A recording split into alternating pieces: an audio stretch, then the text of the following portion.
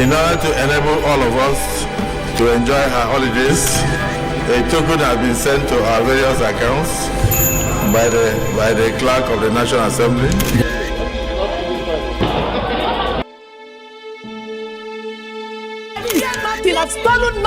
I stand before you proud.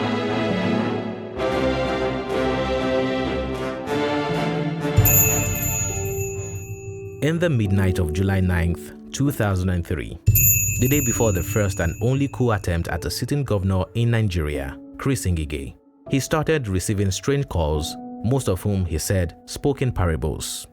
He couldn't decipher what they were pointing to, but the young governor knew that something was not right.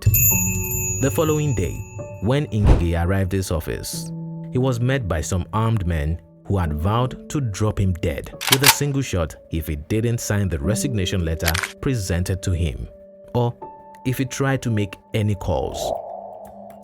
One can imagine the shock at the governor's face. All his aides and staff had been locked up, and he was all by himself presented with choices that meant either his life or his office.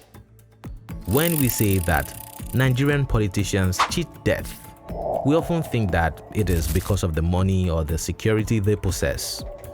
In this case, Governor Chris Ngige was left with none and only had one thing left: courage. Nigerian politicians didn't get their positions by being fickle or soft. They are notorious for their ruthlessness in getting what they want. When they do this, they often get in the way of others and may even trample on those they were meant to protect. That is why the most dangerous time for a politician are in their campaign hours, when assassinations and mysterious deaths are prominent. However, Judgment Day had arrived for this particular governor when he least expected. How was he going to negotiate his death this time? Will it be by giving in or offering money to the code men? Or perhaps test the anger of these men? The governor did the unthinkable by defying the men and taking an incoming call that came through the office's official line. Luck was by his side that day, and instead of being shot, the 51-year-old man was kidnapped by the men who were faces he knew from the police force. One thing led to another, and his courage saved him that day. The governor was later released by the men and reinstated to his position. Many would not have called it courage if the result had turned out different. It was mere luck that saved his life. This same luck has saved the lives of many politicians in the power landscape of Nigeria, as they go on cheating death in one way or the other. The Nigerian president today travels with a lot of cars in his convoy, most of which are bulletproof. This is not uncommon in a country like Nigeria, battling with insecurities since the time of Goodluck Jonathan.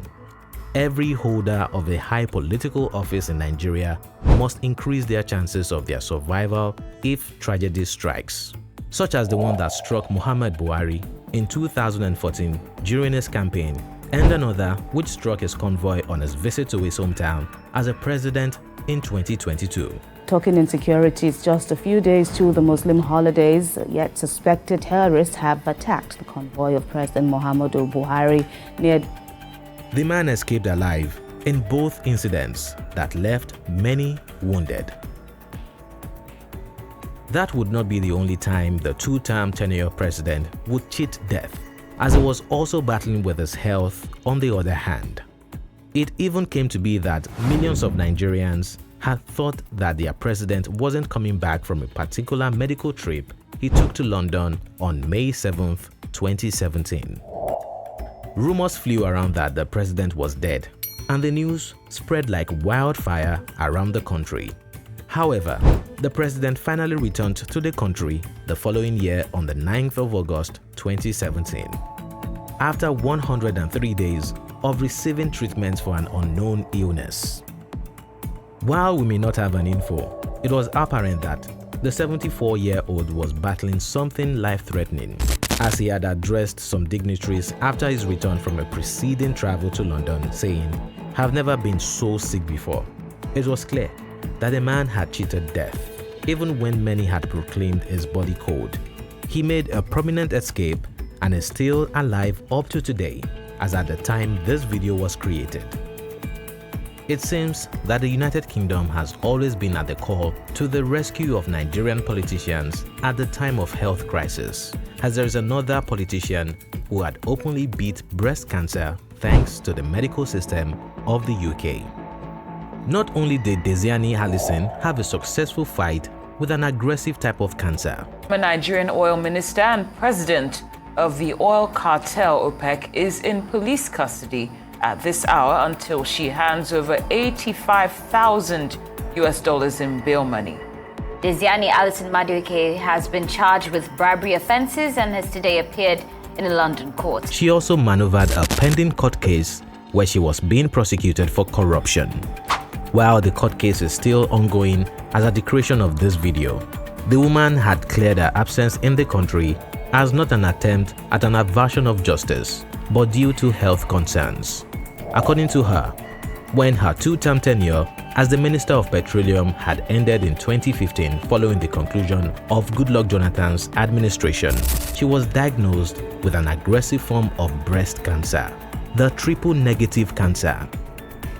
Upon her diagnosis, she hurriedly flew to England on May 22, 2015, in order to resume the course of her treatment, which involved 2 surgeries, 8 months of intensive chemotherapy, and 5 weeks of radiotherapy. The triple-negative cancer is the most lethal type of breast cancer and is known to return even after a successful treatment. The average Nigerian woman who might be suffering from the same ailment may not have the amount of money as Diezani had invested in her treatment, or even with the money, may not access the same facilities as was offered to Diezani.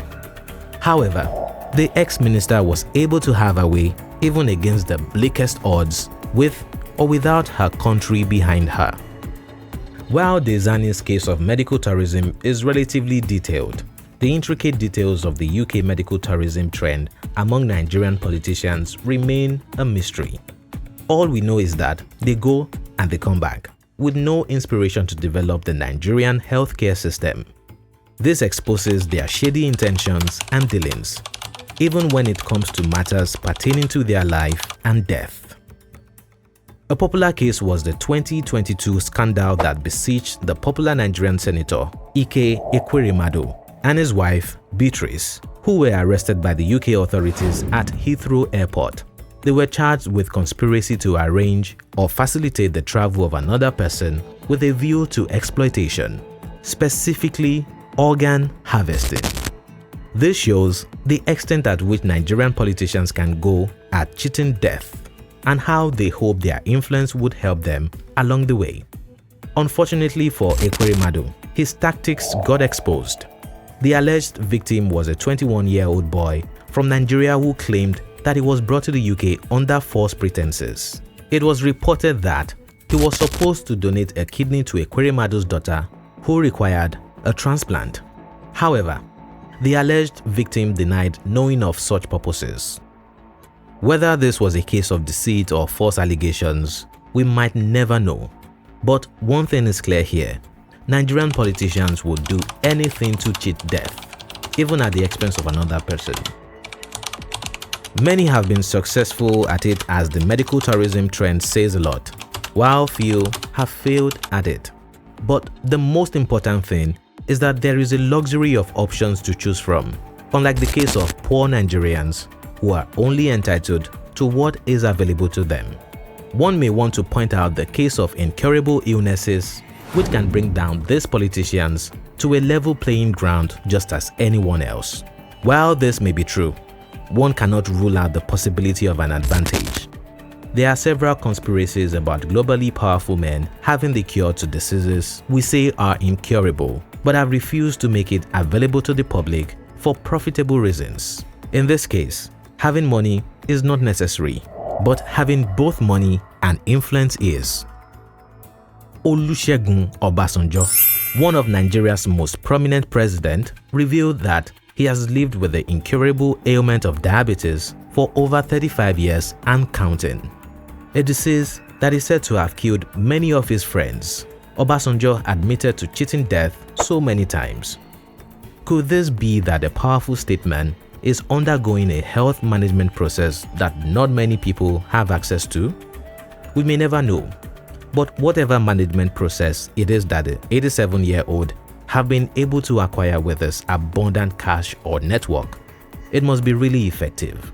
However, there are instances when Nigerian politicians do not have the luxury of options, nor the protection of armed escorts, or the action of courage, and they did survive. The average Nigerian politician moving a Toyota SUV, which are known for their ruggedness and reliability, or an Escalade, known for its luxury and monstrous ability. On rare occasions, one might find the Nigerian politician commute with purely luxury cars like a Mercedes S-Class, a Rolls-Royce, or Bentley. Their choices of high-performance and tenacious sport utility vehicles are not a mistaken one, given the poor condition of the roads on which they drive. In April 2022, Nigeria's ex-president and politician Goodluck Jonathan escaped death from an auto crash which left 2 dead and many others injured. One cannot conclude that it was the cause of bad roads, as the former president was heading to the airport along the well-paved airport road in Abuja, the Federal Capital Territory. Whatever may be the cause is not relevant at this point, but we can attribute the survival of the politician to the safety feature of his car, or more obviously, sheer luck. However, one can only increase their luck by readiness, always arming themselves to the teeth against tragic contingencies through their money and influence. Moreover, what seems interesting and even more mysterious is that Nigerian politicians are engaged in road accidents more often than we think, and yet they always escape unscathed. In just March 2021, a driver was killed in an accident involving the convoy of the then governor of Gombe State, Inuwa Yahaya. And in the same month, one of the vehicles in the convoy of Bala Mohammed, the then governor of Bauchi State, was said to have somersaulted multiple times, and a total of 10 escorts personnel were said to have been affected by the incident. These situations can happen to anybody, regardless of status. But it seems there is a protective shield surrounding Nigerian politicians, which tend to prevent them from being just anybody. Similarly, the convoys of the ex-president Yemi Osinbajo, ex-Edo State Governor Godwin Obaseki, and his Borno counterpart Babanga Zulum have also been involved in auto crashes in recent years, with fatalities recorded in all three, whom the prominent men were fortunately not a part of. Whether this is as a result of their sophisticated cars, or the shield of their convoys, or expertise of their personal chauffeurs, we may not fully say that they were lucky, but rather their positions helped them put in place mechanisms that always kept them one step ahead of the Grim Reaper. All we can do is hope and wish that we ourselves acquire enough affluence to grant us this mechanism, not to further widen the gap between the elites and the masses, but to eliminate such gap. However, this video is not trying to say that Nigerian politicians are immortal. They clearly are not, but they often pose the illusion that they are through a series of events where they have single-handedly, magically turned odds in their favor.